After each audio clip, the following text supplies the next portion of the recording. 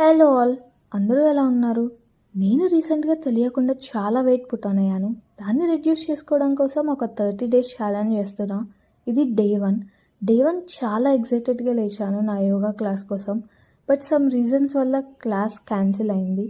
తర్వాత నేను కలిసి మా సొసైటీలో ఉన్న జిమ్కి వెళ్ళాం వర్కౌట్కి.